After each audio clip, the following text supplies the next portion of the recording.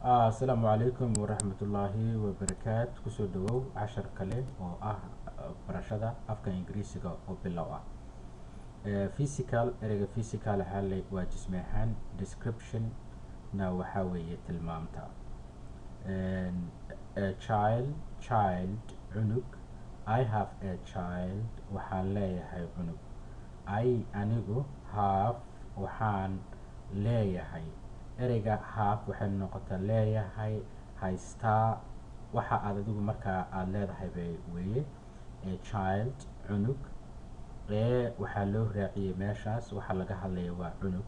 Haddii laga hadlayo hal cunug wax ka badan waxaa la isticmaalaa I have children, waxaan leeyahay caruur. Marka children jamci child waa cunug, children waa caruur, waa jamac. ereygan lama isticmaalin, marka waa laga tegay maadaama wixii ay jamac tahay. waxaa lala isticmaalaa aan idhaahdo markay wuxuu yihiin kelida oo singalka. I have a child, waxaan leeyahay hal cunug. I have a children.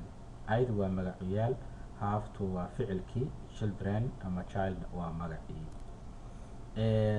The baby is crying. Baby waa nuunaha ama cunuga yar. Cunuga waa uu oynayaa. nuunaha ama cunuga yar waa uu oynayaa. ereygan da'da waxaa la yidhaahdaa article, waa qodob.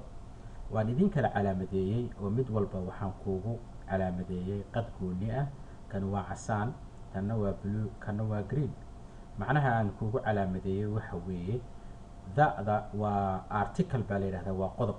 waxay sheegaysaa babyga cunuga aan ka hadlayo ee oynaya inuu yahay cunug aad taqaanid anna aan aqaano. let's say cunug yar baa qolka ku jira, qof baa wuxuu ku dhahay the baby is crying, cunuga wuu oynayaa. so marka cunuga aan isla ognahay weeye. haddii lagu yidhahdo baby is crying, cunug intaan kaliya, baby is crying waa cunug ayaa oynaya. cunuga ma aha cunug aan isla naqaano, waa cunug walbuu noqon karaa. so the baby is crying, cunuga waa uu oynayaa. the baby is crying, cunuga wuu oynayaa. teenage waxaa la yidhaahdaa qofka 12 jirka ah ama kurayga ah. gabdhahana magacaan dabcan u yaqaanaa soomaalidu waa foodley.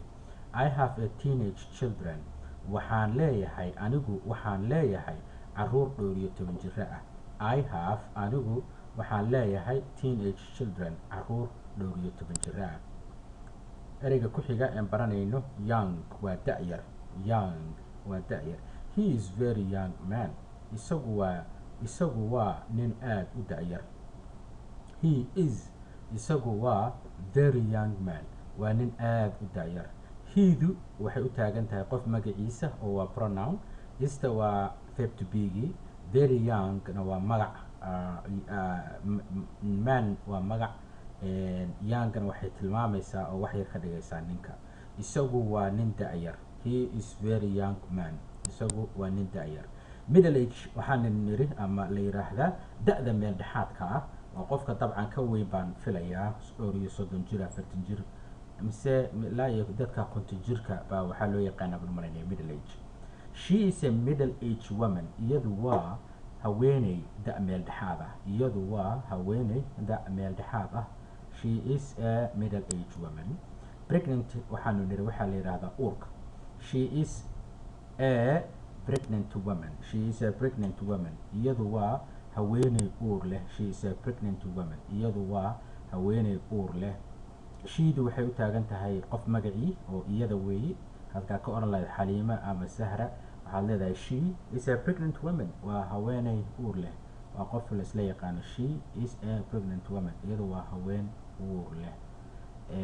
okay, haddaad doontid ficilkaa waxaad u bedelan kartaa wax adiga kugu saabsan ama wax qolof kugu saabsan. hadday leedahay qofku aniga uur baan leeyahay, say u oran kartaa I am a pregnant, aniga uur baan leeyahay. waxay oran kartaa haddayn uur lahayn I don't have a pregnant, I am not pregnant, uur ma lihi. so that's a pregnant iyo sentensidaa gelin kartid. ereyga attractive waxaa la yidhaahdaa soo jiidasho, muuqaal qurxoon ama wax indhahaaga soo jiita. attractive, soo jiidasho. ereyga ku xigo aan baranayno waxaa waaye oo tilmaamta ayadana ah short hair, timo gaaban. long hair, timo dhaadheer. She has a long hair. he has a long hair. Isagu wuxuu leeyahay timo dhaadheer. Okay, he has long hair. He has a long hair. Isagu wuxuu leeyahay timo gaaban. He has a short hair. Isagu wuxuu leeyahay timo gaaban ama timo gaaban. She has a long hair. Iyaduna waxay leedahay she has a long hair. Iyadu waxay leedahay timo dhaadheer bay leedahay. Mustache waxaa la yidhahdaa shaarbaha. The police officer with a mustache. Askari shaarba leh. Bold waxaa loo yaqaanaa bidaar. Bold waxaa la yidhahdaa bidaar. Bold man nin bidaar leh. Bold man. kelmadda adult waxaa la yidhaahdaa qaangaadhka qofka anaga islaamka iyo dadka muslimaalida waa markuu 15 gaaro, iyaga dadka reer galbeedka waa markuu qofka 18 gaaro. My son is an adult now. Cunugaygu waa 12 jir hadda. I am adult now. Anigu hadda waxaan ahay I am an adult now. Hadda waxaan ahay qof 12 jira. I can live on my own place. Waxaan ku noolaan karaa. Waxaan ahay qof qaangaara. Hadda waxaan ku noolaan karaa meesha aan doono. Ereyada marka casharka maanta aan ka barano waxaa ka mid ah child oo cunug ah, children waa caruur, baby waa nuune, teenage waa kuray ama foodley oo 12 jir qof ah, young da-yar, middle age da meel dhexdhexaad qofka ah, pregnant uurka ama qof uur leh, attractive soo jiidasho leh, short hair timo gaaban, long hair timo dhaadheer, mustache shaarbo, bold bidaar, adult qaangaadh, minor caruura oo aanan ahayn qaangaadh.